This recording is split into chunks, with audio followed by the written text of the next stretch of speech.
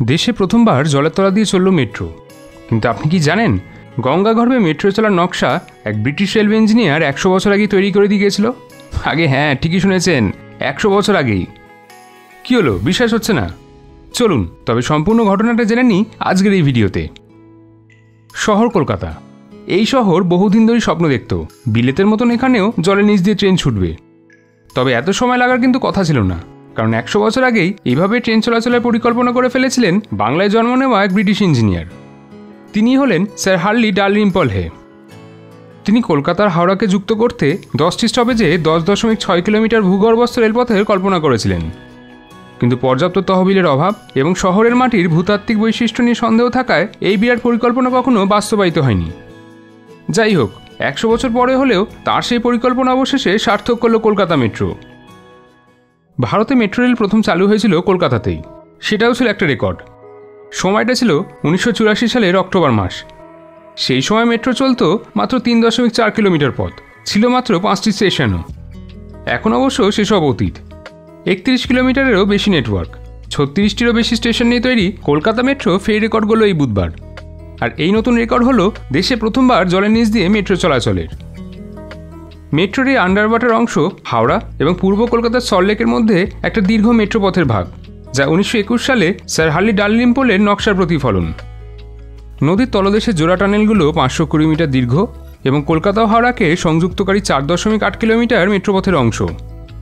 কিন্তু sir Harley শুধুমাত্র একটি মেট্রোপথেরই ডিজাইন করেননি, তিনি কলকাতার জন্য একটা সম্পূর্ণ ভূগর্ভস্থ রেলপথের মাস্টার প্ল্যান বানিয়েছিলেন, যে রেলপথের লাইন মধ্য কলকাতা ছাড়িয়ে উত্তর এবং দক্ষিণের বিস্তীর্ণ অঞ্চল পর্যন্ত ছড়ানোর কথা ছিল। বিষয়টি ক্যালকাটা টিউব রেলওয়ে নামে একটা বইয়ে স্যার হার্লি বিস্তারিত জানিয়েছেন। তার এই বই কলকাতার জটিল এবং সূক্ষ্ম রঙিন মানচিত্রের ভাণ্ডার। এখানে রয়েছে মেট্রোপথের অঙ্কন, রয়েছে টিউব রেল তৈরির জন্য বিস্তারিত খরচের অনুমানও।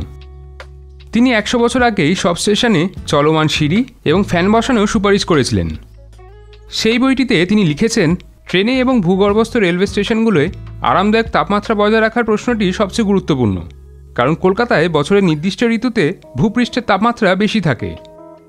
স্যার হার্লি যখন কলকাতায় ভূগর্ভস্থ মেট্রো রেলের পরিকল্পনার কথা ভাবেন, সেই সময় অবশ্য লন্ডন, প্যারিস এবং নিউ ইয়র্কে ভূগর্ভস্থ মেট্রো রেল চালু হয়ে গিয়েছিল। স্যার হার্লি 1861 সালে পশ্চিমবঙ্গের বীরভূম জেলায় জন্মগ্রহণ করেন।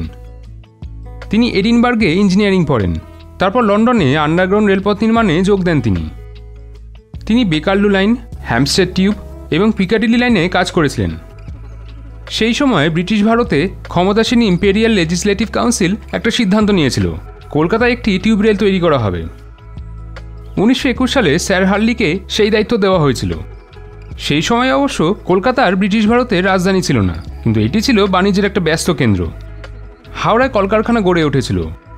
এই দুই শহরে কাজ করার জন্য সারা ভারত থেকে লোকজন আসতেন, কিন্তু গণপরিবহন খুবই কম ছিল।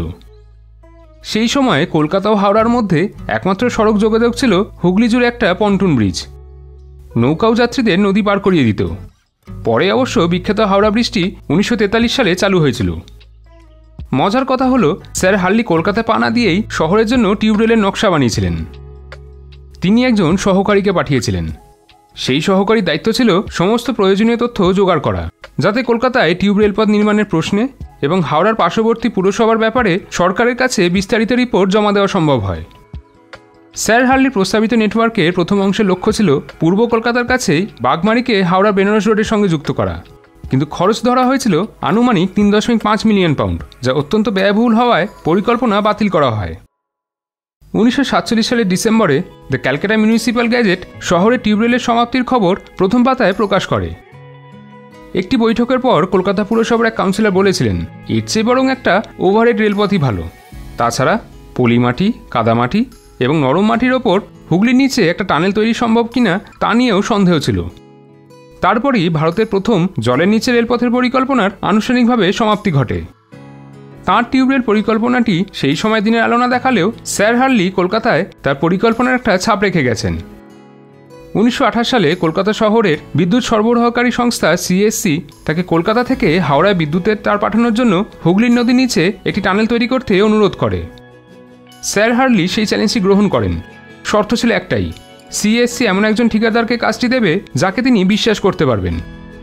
সিএসসি সেই প্রস্তাবে রাজি হয়, আর 1931 সালে কলকাতায় প্রথম আন্ডার ওয়াটার টানেল তৈরি হয়েছিল। কেমন লাগলো আজকের এই ভিডিওটা জানাতে ভুলবেন না কমেন্ট করে। নানা বিষয়ের ওপর ভিডিও দেখতে হলে এই পেজটি ফলো করুন।